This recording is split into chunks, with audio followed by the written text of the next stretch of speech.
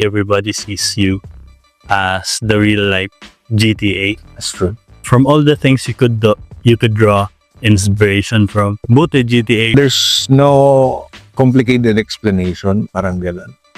Ako, if you will get inspired from this, basta cool lang siya. Yun na, that's it.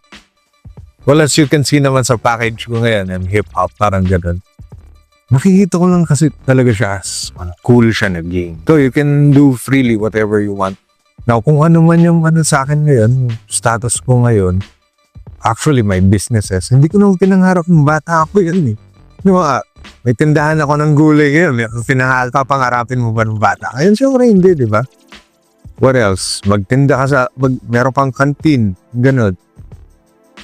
Di siya yun. Parang hindi siya kapangarap yung mga ganong businesses ko ngayon eh. Gano'n. Even nung, bata ka, di mo naman papangarapin magtinda ng mga steak. Mga gano'n. So I think, parang, it's just a journey na, God's will, number one. It is a journey na bigla ka nalang makaka-unlock ng mga, maybe characters, parang gano'n. Tapos mga, parang items or tools mo along the way.